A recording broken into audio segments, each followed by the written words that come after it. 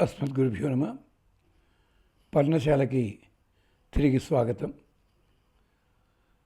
ఈ కంప్యూటర్లు ఇలాంటివన్నీ వచ్చిన తర్వాత ఉద్యోగ ప్రపంచంలో చాలా మార్పులు వచ్చాయి.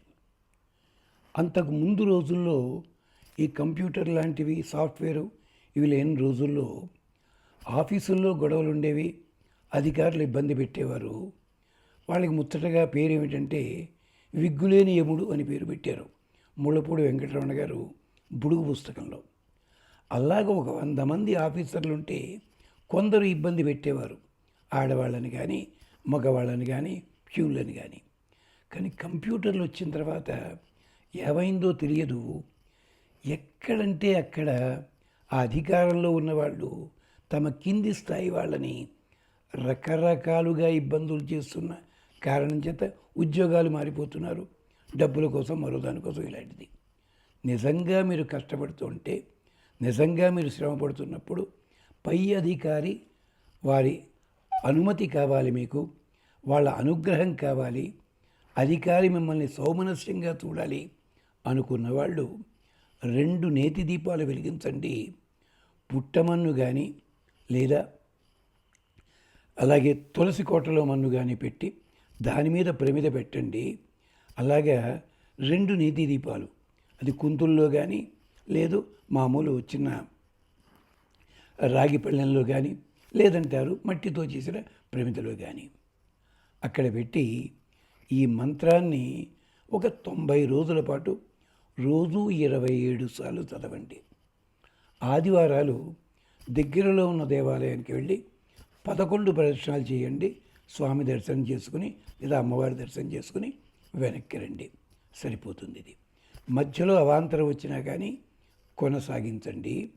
అగ్ని హోత కవి క్రతు సత్య చిత్రస్రవ చిత్రస్రవస్తమ దేవ దేవేభి ఆగమత్. చాలా సులభమైన మంత్రము, ఇబ్బందులు ఏమీ లేని మంత్రము. సమాసాలు కలిసిపోయి తప్పు చదివే అవకాశం లేదు. ఇది తప్పనిసరిగా ఓ కాగితం మీదో దేని మీద రాసుకుని మీ వ్యాలెట్లో కానీ మీ జేబులో కానీ పెట్టుకోండి. మీ ఆఫీసులో ఆ వర్క్ టేబుల్ ఉంటుంది కదా, దాంట్లో కూడా పెట్టుకోండి, మీకు క్షేమం కలుగుతుంది.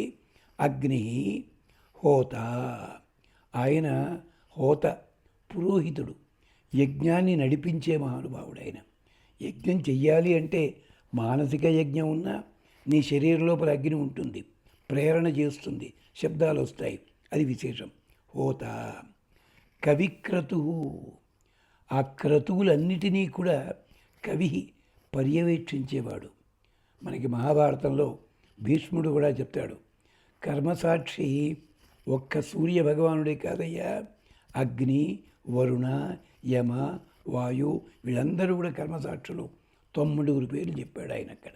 అలాగా కవిక్రతు, ఈయన క్రతువులన్నిటినీ మనం చేసే పూజలన్నిటినీ కూడా కవి దర్శిస్తాడు.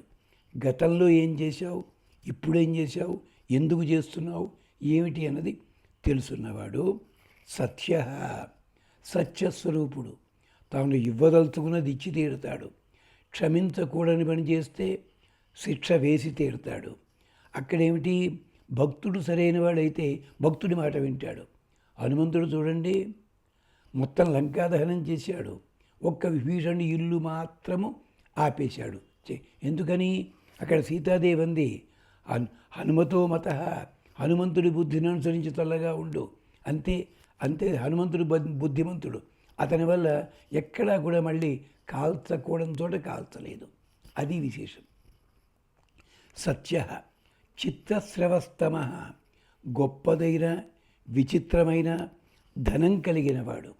ఎన్ని రకాల ధనం ఇస్తాడు అంచేత మనం అంటారు, ఏం చేయాలి అంటే శ్రీమిచ్చేత్ హుతాశనాత్. నీకు సంపద కావాలంటే అగ్నిని ప్రార్థించవయ్యా, జ్ఞానం కావాలంటే శివుణ్ణయ్యా, మోక్షం కావాలంటే ఎందుకు చెప్పడం ఇవన్నీను, ఆ 2 వాళ్ళకి చెప్పచ్చు కదా. కాను, శ్రియమిచ్చేత్ హుతాశనాత్. ఆ హుతాశనుడి వల్లే సీతమ్మ పవిత్రురాలిగా బయటకు వచ్చింది, పవిత్రురాలని తెలిసింది పతివ్రత అని చెప్పి. అది అందుకని చిత్రస్రవస్తమ దేవ బాగా ప్రకాశించేవాడు, ప్రకాశింప చేస్తాడు కూడా మన్ని. అలాంటివాడు దేవేభి ఆగమత్. మేము ఏ దేవతల్ని కోరుకుంటున్నామో ఆ దేవతలందరితోటి సహా ఆయన అష్టవసువులు కావచ్చు, యముడు కావచ్చు, కుబేరుడు కావచ్చు, మరొకళ్ళు వరుణ, ఇంద్ర, అగ్ని అందరూ కూడా రావాలి. వాళ్ళందరితోటి రావాలతడు. ఇది అగ్ని, హోత, కవిక్రతు, సత్య, చిత్రశ్రవస్తమ, దేవ దేవేభి ఆగమత్. ఇది వేదం చదివే విధానం ఉంటుంది కనుక అందరికీ ఉపయోగించడం కోసం పద విభాగం చేసి చెప్తున్నాం.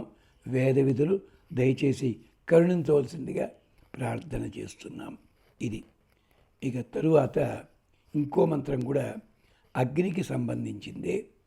అభివృద్ధి కలగడానికి మనం ఉన్నతోన్నత స్థితికి వెళ్ళాలి నెమ్మదిగా. ఇది తప్పనిసరిగా 1 సంవత్సరం చదువుకోవడం మంచిది. ఉదయం దీపం పెట్టాలి సన్నిధిలో, ఇంట్లో దేవుడి దగ్గర. సాయంకాలం కూడా గుమ్మంలో దీపం పెట్టించండి. పొద్దున్నప్పుడు ఈ మంత్రాన్ని 11 లేదా 27, ఓపిక ఉంటే 108 సార్లు చదవండి. అరటిపళ్ళు, పెరుగు నివేదన చెయ్యండి. రాజంతం అధ్వరాణం గోపాం అమృతస్య దీదివిం వర్ధమానం స్మే దమే. అంతేకాదు, రాజంతం అధ్వరాణం గోపాం అమృతస్య దీదివిం వర్ధమానం స్వే దమే. ఈ మహానుభావుడు అగ్నిదేవుడు ఉన్నాడే, రాజంతం అధ్వరాణం చెప్పుకున్నాం. అధ్వరములంటే జీవహింస లేనివి. గ్రామికములు, గ్రామణములు లేదా ఆరణ్యకములు, వాటిల్లో ఉండే పళ్ళు ఫలాలు వీటితోటి మాత్రమే నైవేద్యం పెడతాం. జంతువులని బలివ్వము. అలాంటి పూజల లోపల అధ్వరాణం గోపాం, అలాంటి యజ్ఞములన్నిటినీ కూడా రక్షణ కలిగించేవాడు. గోపాం అధ్వరాణం గోపాం. అమృతస్య దీదివం, నిరంతరము కూడా అమృతాన్ని ప్రకాశింపచేసేవాడు. ఋతము అమృతము అంటే, ఋతం అంటే సత్యము, అమృతం అంటే సర్వకాలికమైన సత్యము. ఎప్పుడు కూడా సత్యాన్ని ఆయన ప్రకాశింపజేస్తాడు. వర్ధమానం స్వే దమే, తను ఎక్కడుంటాడో, ఏ ఇంట్లో ఉంటాడో ఆ ఇంట్లో వృద్ధి చెందుతూ ఉంటాడు. అంటే అర్థం యాగశాలలో కావచ్చు, ఇంట్లో కావచ్చు. ఇంట్లో వృద్ధి చెందుతోందంటే అర్థం ఏమిటి? ఇల్లు కాల్ చేస్తాడని కాదు. ఎవళ్ళైతే అగ్నిని శ్రద్ధగా చూస్తారో ఆ అగ్ని ఇంటిల్లిపాదిని కూడా కాపలా కాస్తాడు. చిన్నపిల్లలకి హారతి ఇవ్వడం, పెద్దవాళ్ళకి ఏదో చేయడం, ఇవన్నీ కూడా అవే. ఇక్కడ జీవహింస ఏం లేదండి. అందుకని రాజంతం అధ్వరాణం గోపాం అమృతస్య దివం వర్ధమానం స్వేదమే. అంచేతనే పూర్వకాలంలో యజ్ఞాలు చేసే స్థలం లోపల ఆ యజ్ఞభూమిని ఖాళీగా అట్టేపెట్టి అలా ఎప్పుడూ దీపాలు పెడుతుండేవారు. ఎవరికి వచ్చినా వాళ్ళ దీపాలు అక్కడ పెడుతుండేవారు. అది ఇక్కడ యజ్ఞం జరిగింది అని గుర్తు. ఇప్పుడు ఏమైపోయింది? యజ్ఞాలు ఎక్కడ పడితే అక్కడ చేసేసి బుల్డోజర్లు పెట్టి లేపేస్తున్నారు మళ్ళీను. అలా ఉండదు. అందుకనే సత్రం అంటారు. సత్రం అంటే కొన్ని రోజులు, కొన్ని నెలలు, కొన్ని ఏళ్ల పాటు జరిగే యజ్ఞం అది. అక్కడ నిరంతరం భోజనాలు పెట్టాలి. అందుకని బిల్డింగ్లు కట్టారు. యజ్ఞాలు చేయటం లేదు, కానీ బిల్డింగ్లు మాత్రం ఉన్నాయి, హోటల్స్ కింద మారిపోయాయి. అది జరిగిన పని. రాజంతం అధ్వరాణం గోపాం అమృతస్య దీదివిం వర్ధమానం స్వేదమే. ఆయనకి మేము నమస్కరిస్తున్నాము, స్తోత్రం చేస్తున్నాము అని ప్రార్థించండి. రక్షణ కలుగుతుంది తప్పనిసరిగా. ఇంకొకటి మళ్ళీ పర్ణశాలలో చెప్పుకుందాం. ఏమిటది? పితృదోష నివారణ. మనకి ఆధునిక యుగం వచ్చేసరికి తద్దినాలు పెట్టడానికి ఇలాంటి వాటికి ఎక్కడెక్కడ టైం లేదు. అదే Father's Day, Mother's Day, Good Friday, మరోటేదో అక్కడ దీపాలు వెలిగించేసి అన్నీ కూస్తుంటాం. అక్కడ హ్యాలోవిన్స్ ఫెస్టివల్ అని అమెరికాలో చేసుకుంటాం, ఇళ్లల్లో చేయం. అలాంటి పితృదోష నివారణ పోవడం కోసం వాళ్ళ జన్మతిథి నాడు అది 11 దీపాలు వెలిగించండి. పరవాన్న నివేదన చేయండి. నెల లోపల ఒకరోజు వస్తుంది వారి నక్షత్రం తెలుసుకోండి. లేదు వారికి ఇష్టమైనది ఏదుందో ఆ రోజుని శ్రద్ధగా చేయండి. లేదు ప్రతి అమావాస్యకి చేయండి. కనీసం 12 నెలల పాటు పితృదోష నివారణ పోతుంది, సంతానం కలుగుతుంది, గృహం క్షేమంగా ఉంటుంది. సనః పితేవ సూనవే అగ్నే సూపాయనో భవ సచస్వ నః స్వస్తయే. మరొక్కసారి మళ్ళీ చెప్పుకుందాం. సచ సహ నః పితేవ సూనవే అగ్నే సూపాయనో భవ సచస్వ నః స్వస్తయే. మాకు క్షేమం కలిగించేలా ఉండవయ్యే. సహ అగ్నే సూనవే పితాయివ.